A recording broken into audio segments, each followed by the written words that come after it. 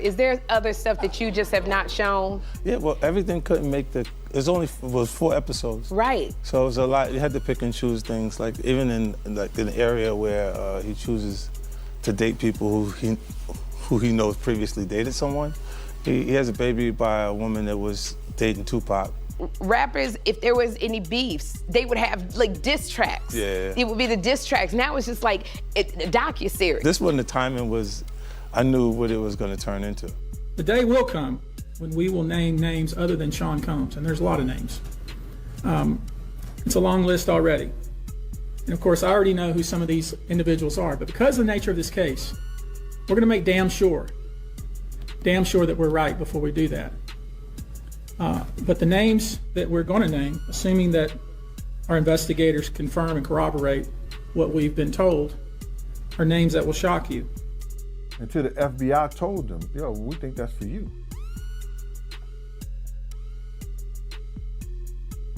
So, if you're getting paid to do a job, he was already doing his job.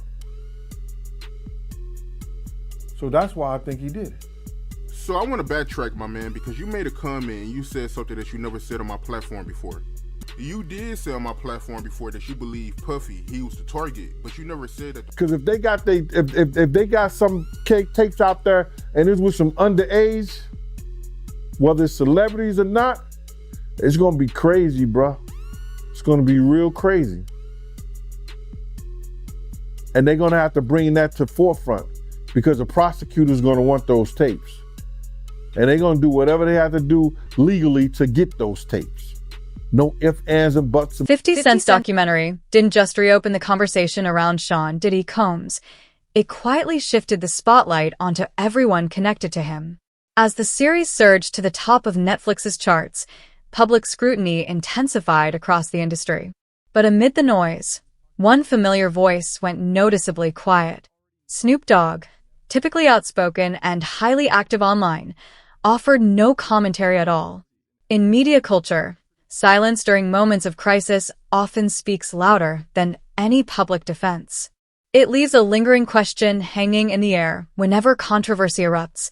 Is silence simply a shield for self-preservation or a signal of deeper risk? My sons have been best friends since they were 6, 7 years old. I didn't make it happen and Puffy didn't make it happen. One night I was at my house and Puffy's son was over about like 9 o'clock and I'm like, cuz, what time you going home? And he like, I'm spending the night. I'm like, did you tell your dad? He like, nah, my mom dropped me off. So Kim, rest in peace, was connecting my kids with Puff kids, and they formed a friendship and a bond. When Justin went to UCLA, my son went to UCLA. When Christian was rapping, my son was rapping. When he was modeling, they was flying over the world together. So they forged a friendship and a brotherhood that me and Puff always. What you guys think? But let's go through, I want to go through this list. So, all right, we have a lot of names on this list. And I want to go through the transcription because I'll play a little bit of this video. It's just kind of annoying. It's playing a lot of music. Who put this song on? Drake. Oprah. Oprah's on every list, guys. And honestly, that's one I believe. Why is she on every list? J-Lo. Always bringing back J-Lo. And with A-Rod. Will Smith. Alicia Keys. All right, they mixed it so it sounds more depressing, and it's not. It's a very annoying edit. Andy Curtis, shame on you. Calling out all the names who are involved and turned his back on him. This list is insane. Look, he knew a lot of famous people. He did. That is a truth. Not all of them are implicit in what he did. But here is the list. Here's the list. Without further ado, I will show you the list. Drake, Oprah, J-Lo, A-Rod, Will Smith, Alicia Keys, Justin Bieber, Kevin Hart, Mark Wahlberg, Snoop, another one, himself, DJ Khaled. We could just play this the whole time. Another one. We got Swiss Beats. Another one. Kelly Rowland. Another one. Chris Brown. Another one. Maluma. I won't keep putting it. Just funny because DJ Khaled was also on the last lawsuit from Lil Rod claiming he went to the bedroom with male workers. Allegedly. So says Lil Rod. Maluma, Issa Rae, Ciara, Janelle Monáe, Lizzo, Meg Thee Stallion, J Balvin, Naomi Campbell, Jessica Alba, Peter Wilson, Gabriel Union, Usher. Usher's still friendly with him. All those parties he went to. Demi Lovato, Tracy Ellis Ross, Soiree, Julianne Hough, Diplo, Lil Uzi Vert, D Nice. Oh, it's our own D Nice. Hey, D Nice. Burna Boy. D Nice, you didn't tell me you were at a Diddy party. Paris Globel, Nicole Scherzinger from Pussycat Dolls, Cara Delevingne, Winnie Harlow, French Montana, also listed in a lot of the stuff. And many more. Jay-Z, Machine Gun Kelly, Tiana Taylor, Travis Scott were also pictured at the hip hop mogul's birthday per snaps, which we can look at. But look, it's interesting because there's definitely, obvious names on this list. There's also a few like Tracy Ellis Ross and Jessica Campbell and Janelle Monáe and Issa Rae are more like, Hollywood liberal type people.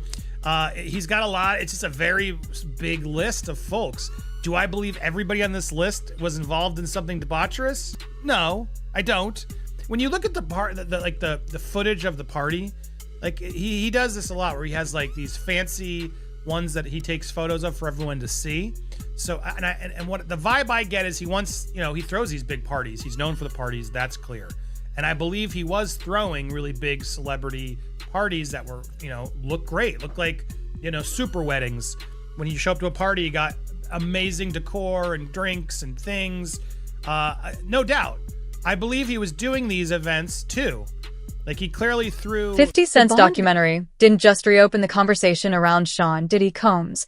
It quietly widened the spotlight to everyone connected to him. As the series climbed to the top of Netflix's charts, public scrutiny across the industry intensified. Yet amid the noise, one familiar voice went noticeably silent. Snoop Dogg, normally outspoken and highly active online, offered no reaction at all. In media culture, silence during moments of crisis often speaks louder than any defense. It leaves a lingering question whenever controversy erupts. Is silence simply an act of self-preservation, or a sign that the risks run deeper than anyone wants to admit? The day will come when we will name names other than Sean Combs, and there's a lot of names. It's a long list already. And of course, I already know who some of these individuals are, but because of the nature of this case, we're gonna make damn sure that we're right before we do that. But the names that we're gonna name, assuming that our investigators confirm and corroborate what we've been told, are names that will shock you. These are individual cases. There are indeed other perpetrators involved. They will be revealed when that particular individual case is ready to be filed. They already know who they are.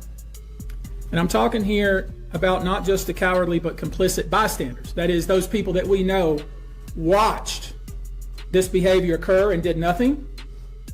And I'm talking about the people that participated, encouraged it, egged it on. They know who they are. I call them the facilitators of foul play, willing participants in vile conduct. As we identify them, each will be part of this case as defendants. These defendants will not only include individuals, but would also include corporate entities who ultimately profited off of this culture and behavior. I'm looking at banks, pharmaceutical companies, hotels. We know that many of these individuals were paid cash. We know that many of these individuals involved, whether they were the ones being assaulted and abused or they're witnessing, anyone who was in the room and watched it happen but made no effort to stop it. Any venue or venue owner who was aware of what was going on but failed to stop it. Any individual or entity who knew about the conduct and benefited from it but did nothing to report it or stop it. And any individual or entity who covered it up or helped cover it up. These people who know who they are should just come forward now. I would imagine, as we speak here, there are a myriad of people who are very nervous. You can't hide skeletons in the closet forever. I would expect there are many people out there right now who are desperately searching their memories as they delete their texts and data. Now, although these are in fact individual cases, there is a common theme. He goes in, there's a lot more, the theme being that he would bring them in with drinks, lace those drinks. If you didn't drink said drinks, you were kicked out of the party. Once they took the drink and sort of passed out, they had their way with these people. And that's the theme that was happening ongoing. But so Christopher, I want to get your reactions, but I was taken by that part where he's really calling it out there. Old interviews have begun resurfacing, particularly moments where Sean Diddy Combs spoke cryptically on television while Snoop Dogg reacted in ways that viewers are now interpreting through a different lens. These clips aren't evidence of wrongdoing, but they illustrate how public perception changes once trust begins to erode. Body language that once went unnoticed is suddenly scrutinized, and offhand reactions are re-examined for hidden meaning. It highlights a broader truth about modern scandals. Once doubt enters the narrative, the past is no longer neutral. Every moment is reinterpreted through suspicion, reminding us that reputation often shapes context, long before context ever shapes reputation. Love us? Y'all don't love us! All on the record, dancing, coming death row. But I was like, damn, we on the same record label. I know these people are really thinking like we are like Coast, West Coast, we got beef with the people we got beef with. But we could go anywhere in the country because we are America's most. Until the FBI told them, yo, we think that's for you.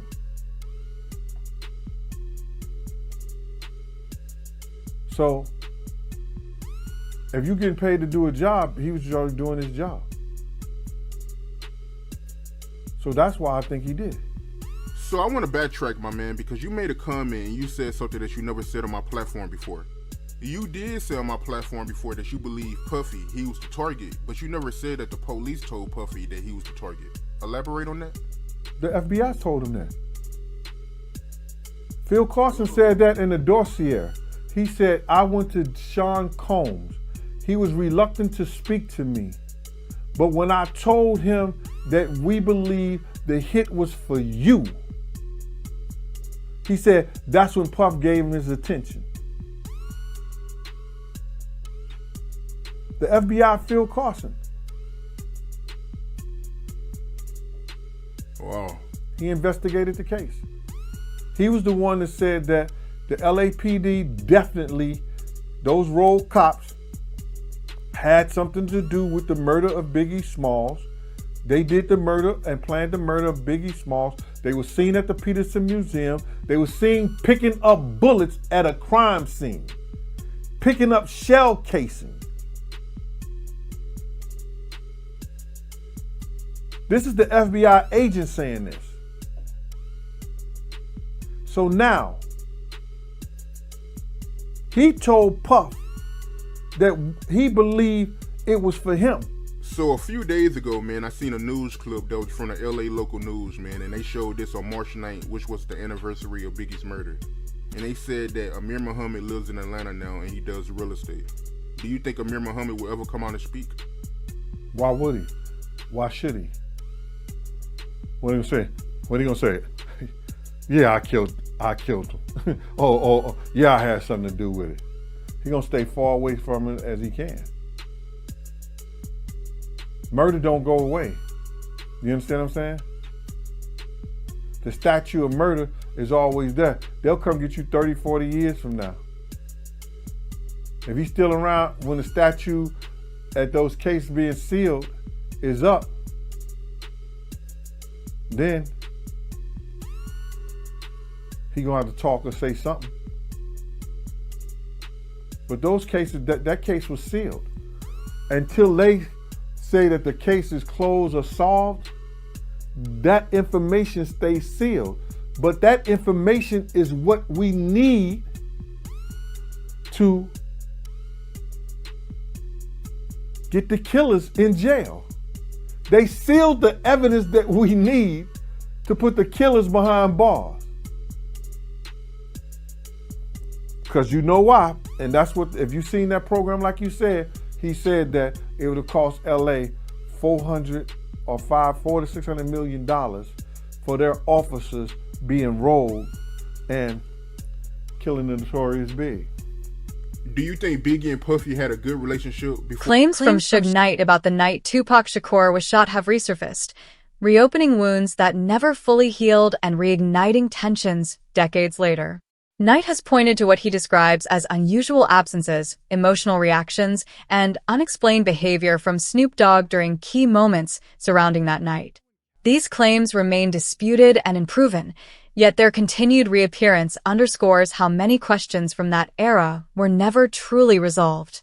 When central figures offer overlapping but conflicting accounts, certainty begins to dissolve. Hip-hop history, once left unsettled, doesn't disappear.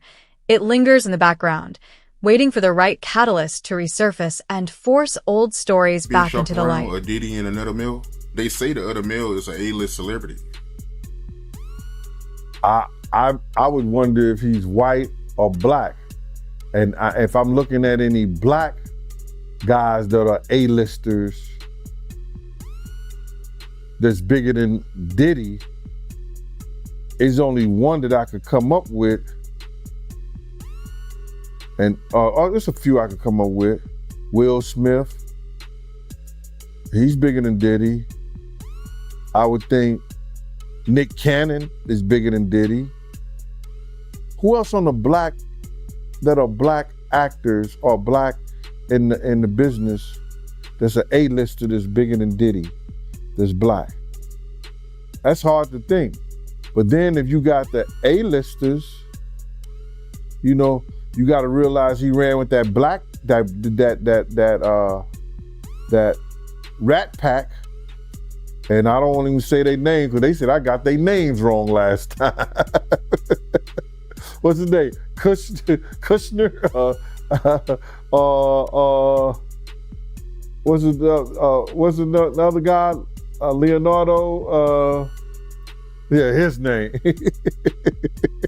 Man, I don't keep up with these cats. But I heard that that's not only the tape that's being shot. There's some other tapes out there, other people too with him. And him doing some things with some other people.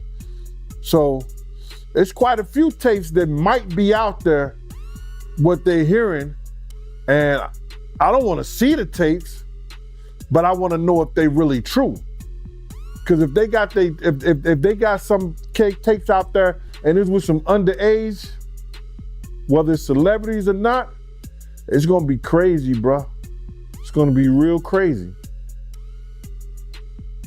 And they're gonna have to bring that to forefront because the prosecutor's gonna want those tapes.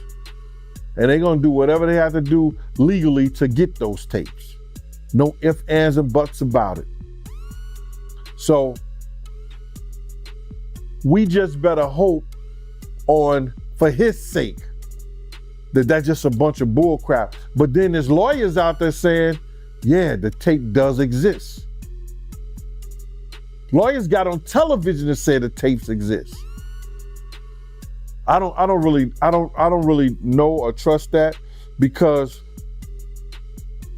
they was trying to say he had a tape with one of the bodyguards and this lady that came out. So we don't know what to think until we actually see that and we get that version. You remember we had that bootleg version of R. Kelly tape? Yeah, I remember that. They don't even bootleg. Yo, they don't even bootleg no more, man. So it's gonna be hard to figure it out if it does exist. Do you believe the guy in the tape is white? If he's bigger than Diddy and he's not none of the names that I said, probably so. An attorney representing alleged victims has publicly acknowledged the existence of explicit recordings involving Sean, Diddy Combs, and another unnamed, high-profile individual. While no names were disclosed and no details were released, that confirmation alone added legal weight to an already volatile discussion. In that moment, the narrative shifted away from online chatter and toward the realm of formal law and judicial scrutiny.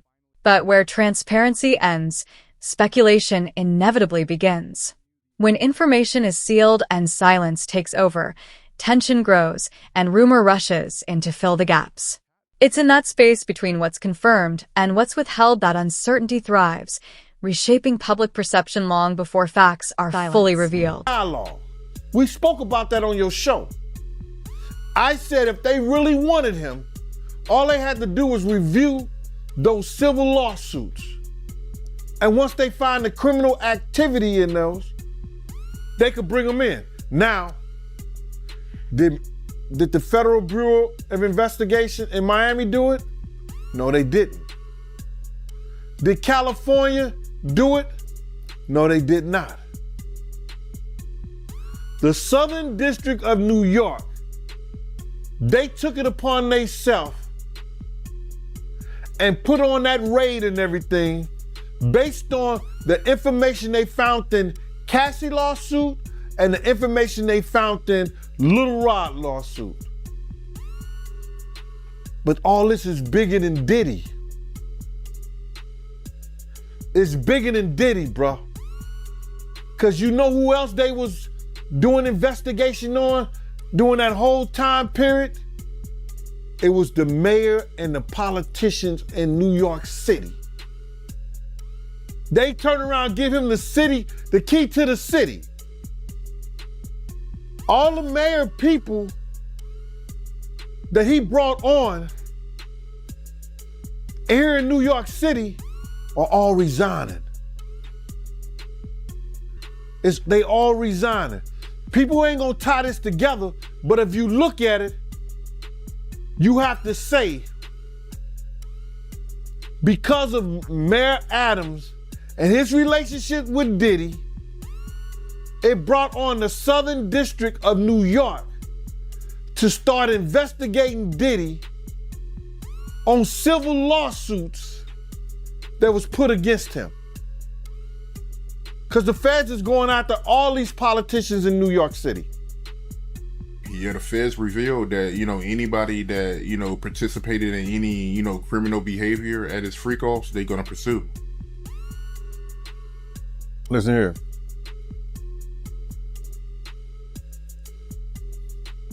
The mayor here take like 15 spoons of sugar in his coffee. So it's all a possibility. Do you think there's any celebrities on those tapes? Bro, he gave celebrity parties. So what you think? I think they're not telling the whole truth, is that because of the situation in Miami and the situation in California, and they closed the clubs like 2 a.m., 3 a.m. or something like that, that Justin and Christian was bringing big vans of girls and people back to the mansion and giving parties and stuff like that. And a lot of those stuff were their Former parties. insiders have argued that documentaries often soften their narratives by omitting names and details that would complicate the story. Certain figures surface repeatedly in private conversations, yet never appear in the final cut shown to the public. Whether driven by legal caution or behind-the-scenes influence, that kind of selective storytelling raises serious ethical questions. When truth is filtered for safety, access, or profit, audiences are left with fragments instead of clarity. The implication is hard to ignore. Truth delayed may not be truth denied, but it is a truth diminished, its impact weakened by what remains unspoken. A lot of that was their parties. They wasn't always Puff parties. It was his son's parties. Good point. They said some of these freak will last for days. That's where they're gonna get him on this trafficking thing. Especially like if he was traveling and doing it. That's where the trafficking come at. That you hiring workers to come and have with your girl, that's crazy. That's some Hollywood that I don't even know, bro. That's crazy. Yeah, that is crazy. But they also claiming that, Diddy, he'll give ecstasy to his victims to keep them obedient. Then they have to bring those witnesses in there. That's gonna be something hard to prove. Unless Lil Rob or or Cassie state that was something that happened. That's how the prosecutor's gonna prove that. They got a ton of evidence that they gotta try to prove, bro. A lot of that that if you read it, it could be circumstantial. You know what I'm saying? But they gotta have witness to back it up. You just can't say that happened based on somebody lawsuit and what the words that they're saying. They have to have witnesses in there. And I think Puff lawyers is gonna be smart enough to attack that. Right. And they claiming that Diddy, he was blackmailing his victims because he had videos from old and he was using those videos to get his victims to do another freak off. So if he was blackmailing people, especially people that work for him, see, this is what it's gonna get him at. See, people think that, those people work for him, or those people, if they was artists and they work for him, or they were engineers, or anybody that worked for them and stuff like that, your boss cannot blackmail you to do nothing. If you do a sex act or you doing anything, your boss, if he have you doing those things like that, then he could be liable for suit. Because you're not doing it willingly. Because that individual is your boss. So psychologically, you know what I'm saying? I don't care what nobody say, that when somebody has something over you, could determine your job, your career, your livelihood. That's somewhat of a blackmail if they holding stuff that they've done, that you've done in the past, over your head to make you continually doing that stuff. Now, that's where he loses at. Because some of those people work for him, or he was a part of doing something. They was part of doing something for their career with him. That's why he loses that case. Survivors and cultural commentators continue to call out what they describe as selective accountability in celebrity culture. In their view, popularity often determines who faces consequences and who remains shielded from scrutiny. These critiques don't just challenge powerful individuals, they confront the audience itself, asking why admiration so often overrides accountability. Allegations must be proven, but patterns still demand attention. And the conclusion many draw is difficult to ignore. Justice struggles to take hold in a system where fame so often decides who is questioned and who is protected.